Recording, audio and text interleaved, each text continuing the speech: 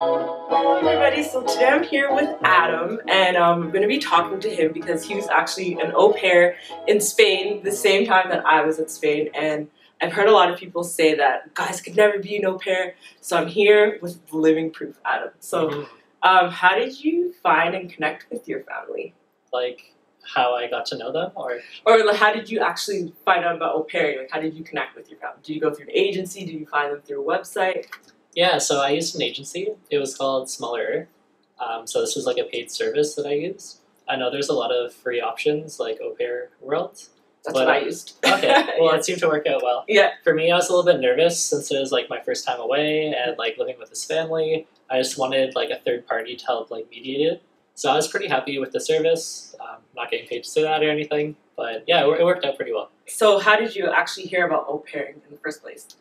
So I knew for a fact that one summer I wanted to travel, and I did all this research online of how I could make that a possibility. So I found things like there were workaway visas, or you can like work on like a farm. Hooping, it's called. Yeah. There's like all these different choices. So I kind of collected a resource of like different ways to go abroad, and the one that really resonated with me was being an au pair. So yeah, just a little bit of online research and matching that with like my own interests and skills. That's how I came about it. That's exactly my story. That's amazing. So you lived with a mother, father, and then you watched two kids. How old were they? Yep. So at the time they were 9 and 10, Mm-hmm. and It was a girl and a boy, you said. one girl, one boy. But the girl was a huge tomboy, so it always felt like there was two boys in the house. Yeah. Yeah, they were a lot of fun. So how much did your family pay you a week? Did the agency take any of the fees that the family paid you, or was it just kind of direct? I got paid in cash. At the time, it was 80 euros a week. So maybe adjust that for inflation, just a little bit more than 80 euros a week. But when you converted that back into Canadian dollars, it was nice. Yeah. Basically, with that amount of money, I just used on like traveling and excursions while I was in Spain. Didn't really do this as like a huge money making opportunity. I just did it more for like the experience. So like the money was nice on top, but it wasn't really like the deciding factor for me. But I feel like if you were an au pair for like a year or two, then the money could be like pretty considerable. I Yeah, guess. for sure.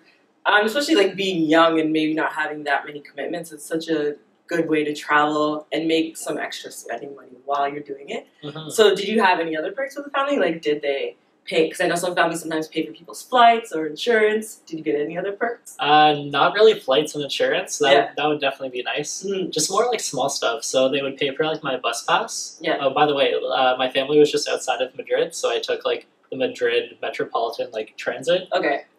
So having a bus pass was really handy, and they also paid for my gym membership, which I got to use. Nice. They let me use like their bikes, basically anything around the house that I wanted, and yeah, like if we went to travel anywhere as a family, they would cover like admission anywhere or never have to pay for food. That was kind of the deal for me. Yeah, that's a great thing about au pairing. My family didn't pay for my flight or anything, but they did pay. I negotiated, and I got them to pay for half of my insurance. But Okay. yeah, there are other perks, so like cell phone or like bicycles. Honestly, it depends on the family. So I knew someone, I believe that their family paid for their flight, which Wow. is like a really good perk. But even if they don't pay for your flight, it's still a good experience regardless. Yeah. Definitely. And I feel like the longer you're there, the more you can negotiate. For sure. Like I was there for basically, let's just say a summer. So I don't think it would make sense for them to pay for my flight there and back and insurance. But if I was going to be like a live-in au pair for an entire year, then I would say like, okay, these are kind of my requirements for that amount of time. Where else did you travel in Spain while you were au pairing? So when I was au pairing, we traveled to Galicia, like the province which is above Portugal. So that was really cool. It totally broadened my expectations of what Spain really is. The landscape and the people and having the ocean crashing up on the shore, it was totally different than like the laid-back beach vibe I was normally expecting. I remember when we arrived by car, we got out and there's someone playing the bagpipes. Oh yeah. And I'm like, where did we travel to? Like, where am I? So that was one area. I traveled to Toledo, just nearby Madrid, Okay, like yeah, this I've old heard of it. medieval town where they made like swords in the Middle Ages, super cool stuff. And I went along the coast, like to a city called Alicante. It's where I went there too. Nice. Yeah, like that's where the grandmother in my family lived. So we had a house just on the beach there. Yeah. And that was like our little getaway. And I've traveled to Barcelona, so you gotta travel a little bit around Spain. Yeah. It was fun. Oh, that's really good. So you were able to connect with the grandmother and meet all the rest of the family members there as well. Mm-hmm. That's nice. Yeah. I found in Spain there's a huge emphasis on family and connecting. And I was able to meet the grandparents too, and they were super nice and sweet. So talking about family, how did being an au pair in a different country change like your viewpoint or perspective about family? I guess like going back to the whole like laid back vibe, like in my family, my dad is really highly strung and he has a really short temper. So when I think of some of the scenarios that I was in Spain with my host family and seeing how the host family reacted to certain circumstances, and then knowing how my family would react to those same circumstances, it kind of changed my perception a little bit. Like, I'll give you a quick example. We were at this summer barbecue, and we're all just like eating outside, like playing games. There's like pool and like a hose and stuff. So one of like the little kids at the barbecue thought it'd be funny for him to grab the hose and spray the parents as they were eating their lunch. Oh no. So he totally soaked like all the adults and like all the food on the table. And if I did that at my family gathering, like I wouldn't be giving this interview. I'd be dead. Yeah. But they thought it was like so funny. Like everyone got into it. Yeah, it totally changed my perception, and just based on like outlook, I would say. Yeah, for sure. One thing that I noticed with them is like alcohol isn't like this forbidden thing. It's just kind of like always around within the culture. Like they'll have some wine during lunch, so it's way more chill. So for me, I think that's a positive thing because whereas like when you're younger and parents put like rules or enforce certain things, or like that's bad, it makes you kind of want to try it. Whereas there, I felt like it was kind of opposite. Just always there, like the children knew it was there. So do you still keep in touch with your family? We do a little bit. Yeah.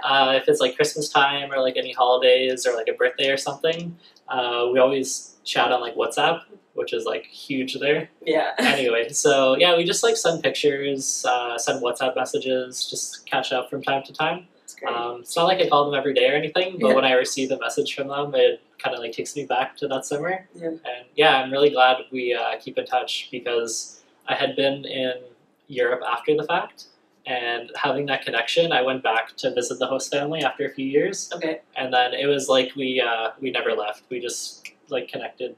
Oh wow! So you went back to visit them. That's cool. Yeah, I did. Yeah. After a few years, I told them I was in the area, and I came back to surprise them. It's really nice. Nice. So, what advice do you have for any young guys that may be wanting to au pair that may think, oh, this is only a job for a female? How do you think they can go about finding a family? Well, the reason why I wanted to be an au pair was I had a lot of experience with children. Like I had always babysat.